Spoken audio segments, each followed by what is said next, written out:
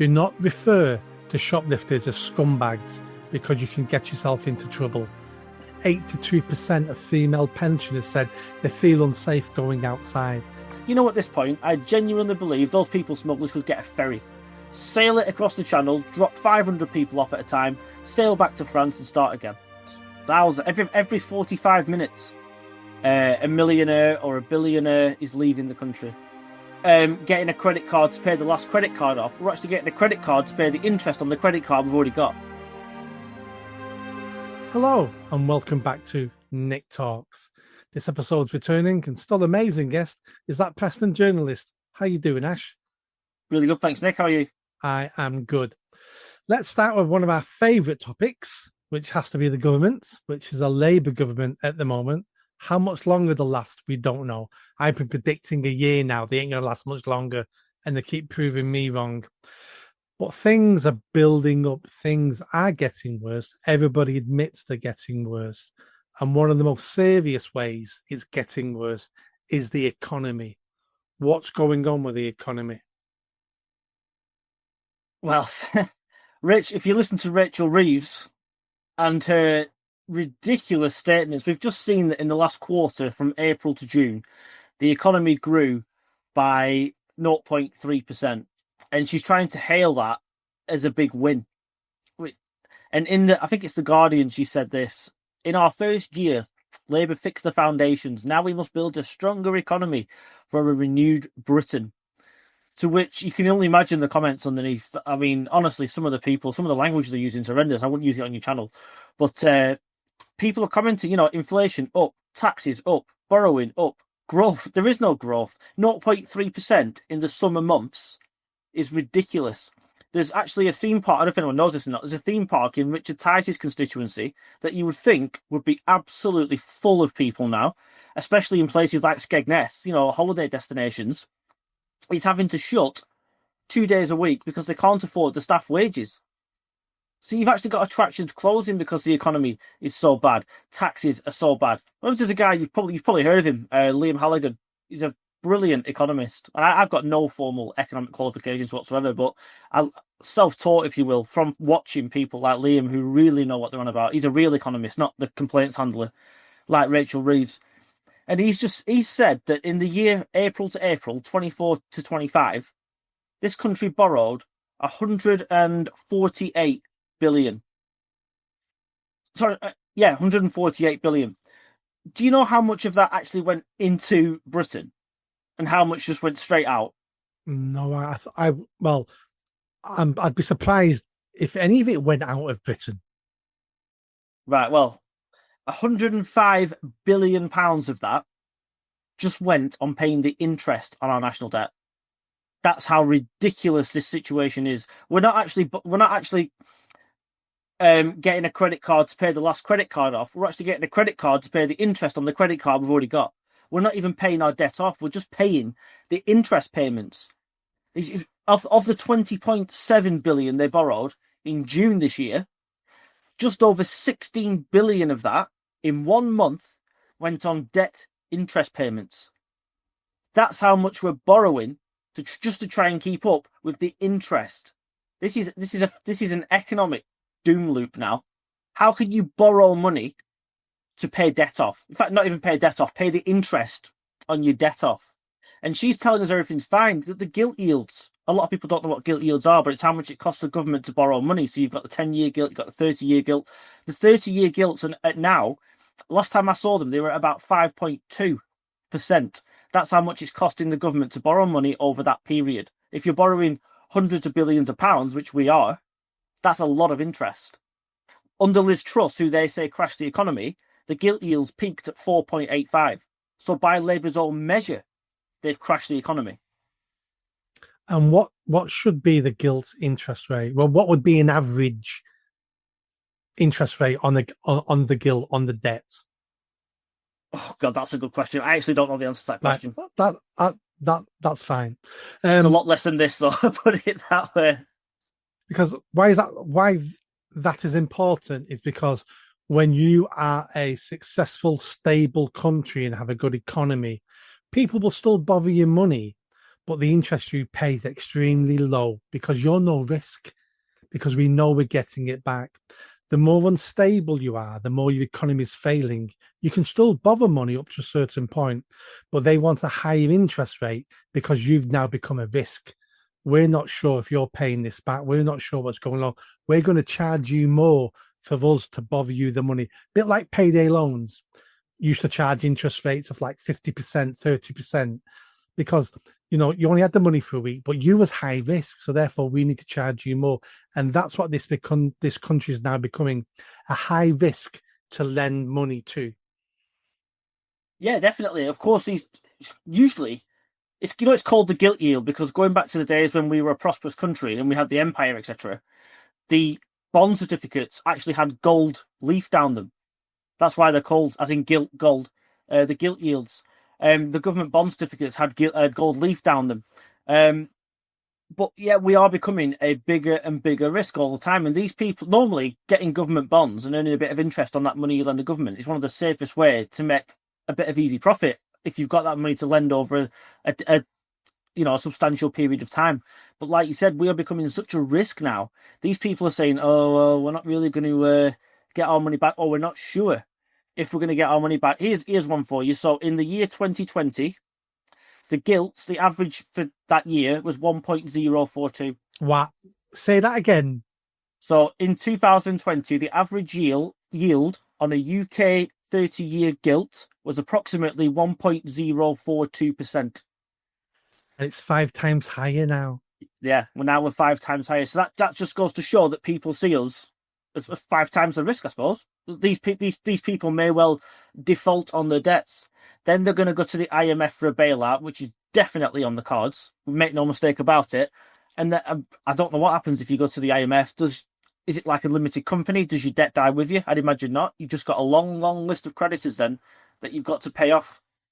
Yeah, absolutely. And they then will force you to do the things they want you to do that they think is the best thing, not for the country, but the best things for them to get their money back. We saw what they did with Greece. It was like a fire sale. Everything had to go. Sell your ports, sell that land, sell these industries, sell it all because we want our money back. And it was a fire sale in Greece. That's why they're still in the mess they're in. But let's look at a different side of the economy. Go on, Ash. Sorry. I was just going to say, Greece and Italy are seen as sort of like the economic basket cases, if you will, of Europe. Our credit rating is worse than those two countries now. No, that's how bad we are. Even Italy, we are worse than Italy. We are seen as a bigger risk than Italy and Greece at the present moment. That's how bad things have got. Well, that one statement says it all. If they've got better credit ratings than us, then I didn't realize our credit ratings had fallen so much. I knew we weren't AAA anymore. I didn't realize we'd fallen to that level. Yep, that's how bad things are under these people, and yet they stand there in how do you describe them? A delusional state, maybe, just telling us that everything's fine when everybody can see around them it's anything but fine. Yeah, they are the liars. You're right; they're complete liars. They're not delusional anymore. They know the mess they're in. They're not idiots. They're just liars now. They don't want to tell us the truth because most people have got no grasp of economics. Most people don't read articles. Most people only read a headline. And if they can get some headlines in friendly papers saying, Chancellor says we've turned the corner, Chancellor says she's stabilised the economy, Chancellor says she's fixed the foundations, most people read that. And that's all they read. So it's good PR for the government. They're liars. Nobody believes them. This is the problem. Nobody believes them. If the markets believed that the Bank of England were cutting interest rates, which they shouldn't have done, in my opinion, by the way, but if Bank of England were cutting interest rates because things were all rosy in the garden, then the gilt yields wouldn't still be increasing. That's a fact. The gilt yields will go down because they think, oh, the economy is stabilising, things are getting better, so we can actually class Britain as a lesser risk than we did before, but they're not. They're continuing to rise because the only way the Bank of England can actually change inflation in this country, which is true, it's the only lever they've got, is to change interest rates. So they think if they decrease interest rates, like they have done now, to, is it 4% bang on now? Or is it 4.25%? Something like that. One of it. And Labour is saying that they've had 5 interest rate cuts in a row, and how fantastic is that? Well, in the short term, if you're just about to renew your mortgage, yeah, it'll probably knock a few quid off your mortgage. But I'm afraid that's not cutting people's bills. Everything else is going up. So you're going to be no better off whatsoever. And they don't seem to understand this, Labour. They're so economically illiterate, or, like you just said, they're conniving bastards and they're lying to us on purpose. And they do understand it. But to cut interest rates, the Bank of England are trying to get people to spend what money they've got in their bank accounts. It turns out we've actually got people who've got some of the most money in their bank accounts than they've had for years. But that's not because they've got more money in their pockets. It's because they're afraid to spend it in the economy because things are so bad. They might need it very soon to put some food on the table, to pay the mortgage, to pay the rent, whatever it may be. So they're afraid to go out and spend it at, I don't know, a day out in Blackpool or, a day at the Trafford Centre or whatever. So that's why we're getting no economic growth, because no one's spending the money they've got. So the Bank of England wants to try and ease that pressure on people to make them go out and spend and create some growth in the economy. But while gas, electric, water, council tax, inheritance tax, you name it, everything's going up, people are no better off, they're worse off. I don't know about you, but I've started spending less money as well. Subconsciously, I know I'm doing it. We've just bought a new settee because we needed it. There's other things we need for my house, and we've had discussions. Let's wait a bit longer. Let's wait, because I'm at a stage now where I don't want to spend a bit of money we've got saved up, because I don't know if we're going to need this. Something may go wrong. The economy might collapse. I don't know, but I'm not leaving myself with nothing in the bank because I need things for the house. I'm doing it. But this conversation is a bit complicated for most people. Let's talk about this in a slightly different way. Are millionaires fleeing the country? The people with money, are they leaving the sinking ship that we called UK PLC? Yeah, thousands. Every 45 minutes, a millionaire or a billionaire is leaving the country, taking with them God knows how much in tax, taking with them God knows how much in jobs, in businesses, and they're taking it to countries elsewhere where you can set up a business for less. They embrace you setting up a business. They don't just see it as an opportunity to shaft you, if you will, and take as much money off you as they possibly can. A lot of businesses are going to places like America, Singapore, where they actually want business. They want people to set up businesses, employ people. That's how you get people to pay more tax. The tax take in this country is going down, despite tax being at record levels. The IFS have just, I don't want to get too complicated again, sorry, but the IFS have just released a report saying that in real terms, the tax hikes now are the biggest in history. We've never seen bigger tax hikes. Of course, people are going to leave. If I was a billionaire, I'd leave as well. I'd be scrambling to get every penny I've got out of this country as fast as I possibly could, especially before the autumn budget. And when we talk about millionaires, we don't mean someone who owns a house that's worth 2 million and we class them as a millionaire. We're talking about people who have got millions in the bank, millions to buy businesses, to run business, to invest it. We're not talking about someone who owns 1 or 2 houses and because of that adds up to, a million, million and a half, 2 million there, because you can't take your house with you. We're talking about people with fluid money, people who can just up sticks and leave. They're, we call them millionaires, but they're exceptionally wealthy millionaires, not just my house is worth 1 million. Yeah, and I see, God, it annoys me. I see these stupid lefty commentators going, oh, well, if you're not willing to pay more tax, then off you go. We don't need you. Like, yes, we do need you. Very much so. The worst thing one of the worst things, there's so many things these people have done, but one of the worst things they did was get rid of the non-dom status. There was nothing wrong with having non-doms because they were paying tax on the other businesses overseas in the different countries where they were based. They were paying tax on their UK-based business interests. And for some reason, these people thought they had the right to interfere with businesses in other countries just because they were owned by someone that lives here. I think that's absolute rubbish, and so did the non-doms. Labour thought that 2% of non-doms were going to leave. We're talking 30 or 40% that are leaving the country now. That's how many have gone. The top 1% in this country pay, I think, I'm right in saying this, 30% of all tax. That's a lot of money. The top 10% in this country pay 75% of all tax. So when you start punishing these people, punishing the middle classes, they're good. Even if you're not a millionaire, you're going to find a way to get your money out of the country, get a clever accountant, and let them send it off somewhere for a few years. If I had £1 million in the bank, well, I wish I did. If I don't, but if I had £1 million in the bank, I'd be finding an accountant right now and saying, "What can you do for me? I want this money out of Britain where nobody can touch it, at least until this lot are voted out, and then I'll look at it again." No, I agree. Another way of judging the economy is looking at unemployment, looking at people who are not in work, looking at how many jobs are available, how many jobs are being advertised. How's that looking in our country? In the last, since Labour came to power, we've lost 250,000 jobs. I think it is. I stand to be corrected on that figure, but I think that's right. 250,000 jobs gone. 108,000 of those have come from hospitality. So hospitality alone now, which is struggling enough as it is, they just can't afford to hire. Like, I did as a student, I did bar jobs, worked in a pub and stuff, quite enjoyed it. Now because Labour say they're giving everybody a pay rise by raising the minimum wage, these pubs and that can't afford to hire just a pot wash on a fiver an hour or something like that. That's what I used to get to be a pot wash, something like a fiver an hour. They can't afford to do it now because it's costing them too much, as well as business rates and everything else that's going up, of course.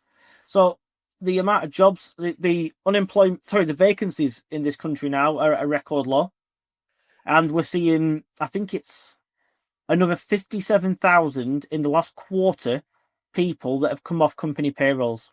That's because a lot of them are now going self-employed. The companies won't hire people direct. They're taking them on self-employed basis because then they can sort their own tax arrangements out. And do you know what happens then? People pay even less tax because there's ways, of course, to.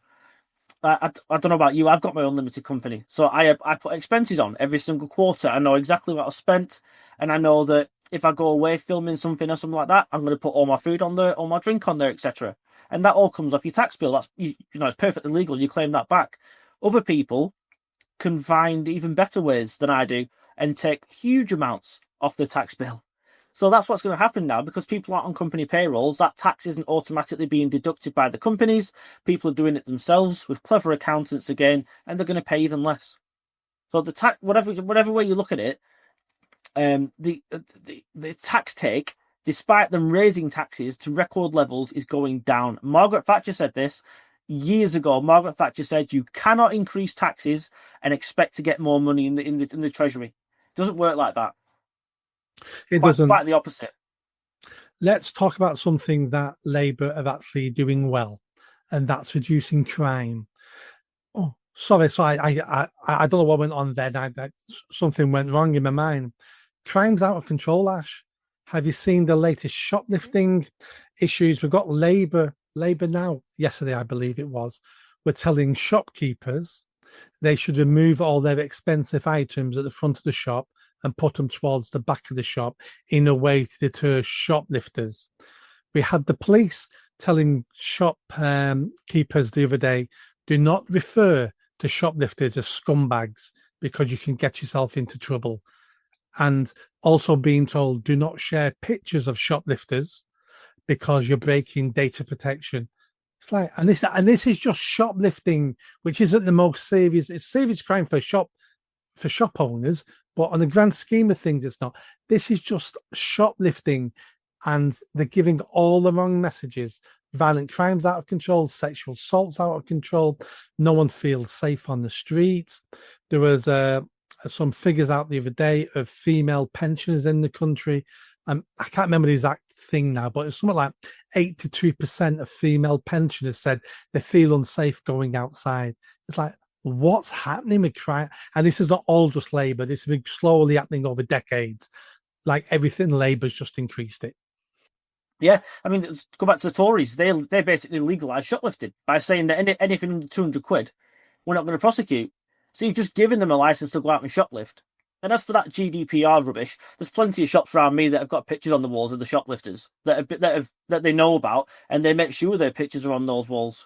So I don't know what that. I think it seems to be certain police forces around the country have just been completely captured by a crappy ideology that puts the rights of the criminal above the rights of the victim. This isn't a victimless crime whether it's shoplifting or whatever, people are going out to these shops, and that is stuff that the shoppers had to buy in the first place and then sell for a profit. And they're just taking what they want. But there's certain parts of this country now, obviously mainly in that dump London, where sausage rolls, etc., or Greg's baguettes and drinks and stuff, they're behind the counter. You can't even just go in and pick something up and go to the till and pay for it now, because they don't trust people to. They just walk in and take what they want and walk out, and nobody goes to stop them. Nobody says anything. We do live in a completely lawless country. And is it any wonder that elderly people especially feel unsafe? The police are too busy on Twitter looking at people like you and looking at people like me and nicking, Silver Fox and Craig, etc. This is the kind of people you've got now in the police force. They actually believe they can sit there and police social media while the streets fall to rack and ruin. The police surrendered the streets a long time ago. I don't know what to do to get it back, because look at the polling. People don't trust the police anymore. This is what's going on here. We've got a social breakdown of the country. You've talked about this many, many times, where the family, the traditional family, if you will, the family nucleus has been denigrated. It's been almost got rid of. Now having a normal family, normal in quotation marks, mum, dad, daughter or son or whatever, that's gone now. Almost. You don't even see it that much. Divorce, is it 1 in 3 marriages in this country end in divorce or something? So many people grow up without a male role model. They end up in single parent families. Whether that's because they don't see the parents at all, they don't see the dad at all, sorry, or they just see them now and again, or they're not really involved in their lives. And statistically, you are much more likely to end up living a criminal lifestyle if you don't have a proper traditional family. Well, the stats are out there. Stats have been out there for decades. Even Barack Obama talked about this before he was president. And one of the most astounding facts is this: if you're not raised with your biological mother and father who are married and live in the same household as them, you're 40 times more at risk of abuse. Physical, sexual, emotional, 40 times more at risk of being abused if you don't live with your married biological parents. We know the best way to raise children. We just don't do it. Yeah, that's absolutely crazy, isn't it? Can you believe that? It's actually too easy to get divorced. It should be made a lot harder. But I'd even put it down to knife crime to an extent. And this isn't a race thing.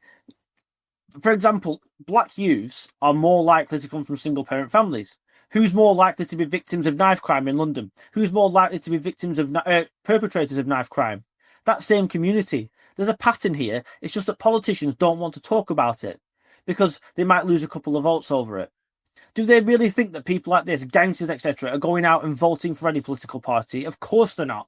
They're just too scared to tackle social issues. They don't want to offend anybody. They don't want any bad press. They want to be liked. And quite frankly, it's pathetic. You shouldn't want to be liked.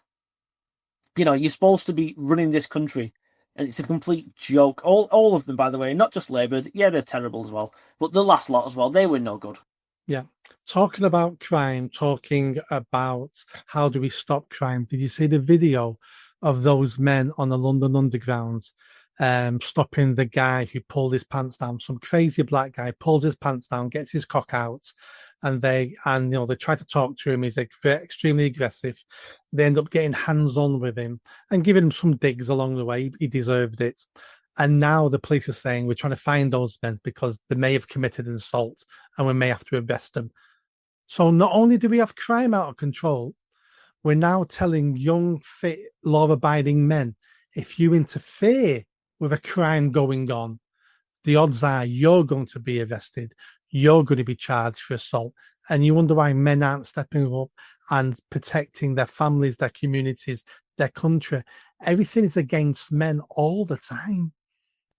Yeah, it is. I'll tell you what, those guys are heroes in my eyes. They did exactly the right thing. And I actually got the wrong end of the stick. I made a video on that and I saw it and I thought, oh, they've probably gone a bit too hard, kicking his head in like that, dragging him off the thing unconscious. I thought the passengers actually took him off unconscious, but they didn't. And he wasn't unconscious. It was the guys themselves. Like you said, they gave him a few digs. So what? Who does that animal think he is, taking his pants down on a train with women and children on it? He deserves a damn good kicking. So they took him off the train. It was the guys themselves that lifted him off and chucked him on the floor and handed him over to an off-duty British transport police officer, who then got the guy arrested. So that try not to swear, that animal deserved that kicking. He deserved to be arrested. And apparently he was sectioned under the Mental Health Act or something. How pathetic. What he is a pervert, a dirty little pervert who deserved a damn good beating, and he got one. And those guys, if those guys wouldn't have to do that, if the government enforced the law, if the police did their jobs, if they weren't too busy policing Twitter and social media, if they were actually on those platforms or on those trains now and again, just patrolling things here and there, that kind of thing wouldn't happen. And as far as I'm concerned, I hope those guys are never found. And who's going to grasp them in anyway? They've done exactly the right thing. The police will never find them. They couldn't find their ass with both hands. I hope not. I did a video as well on this, and I called it "Get Your Cock Out, Get a Beating," and that's how it should be. It should be get your cock out, and you'll get a beating. Ash, you've not come up with anything that Labour are doing really well, so you're depressing me now. So that the final point is this, and they must be successful on this point, and it's the boats, the illegal immigration on the boats. Starmer said he's going to smash the gangs. It's been over a year. Surely he's had an impact by now. The gangs must be terrified. They must be beginning to be falling apart. Surely that's happening.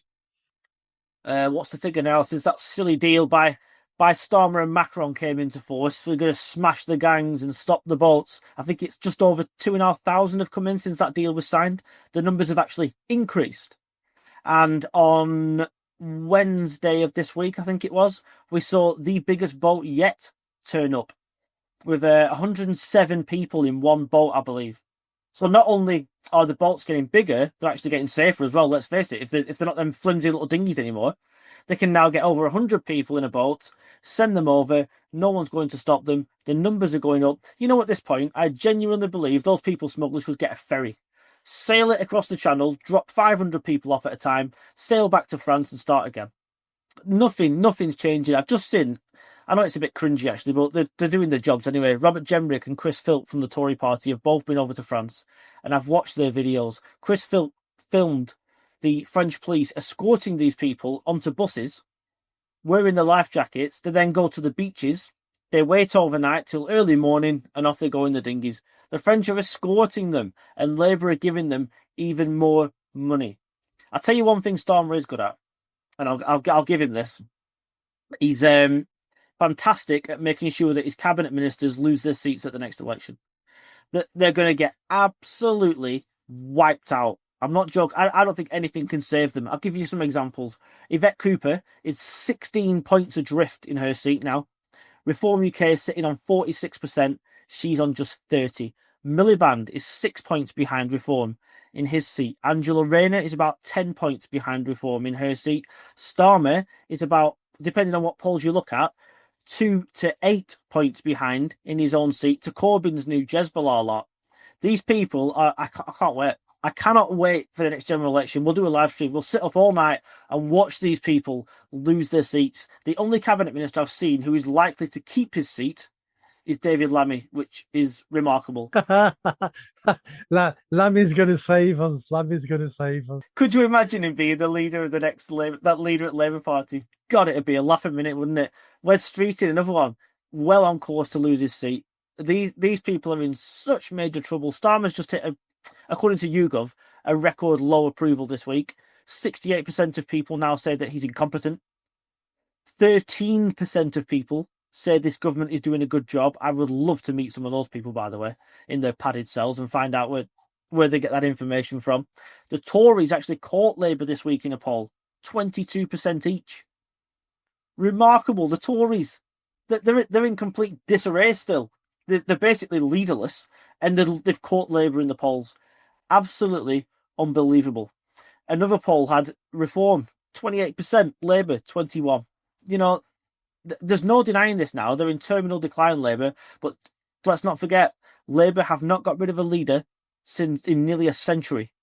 I forget the guy's name now. They haven't got rid of a leader in nearly a century because it's too hard to do. it's a very democratic process involving the membership, the MPs, everyone gets a say. It's actually a pretty good system, but it makes it so difficult to get rid of a leader, and that I think they will do it eventually somehow. But they couldn't even get rid of Corbyn when he was falling flat on his face, could they? So I don't see how they recover from any of this.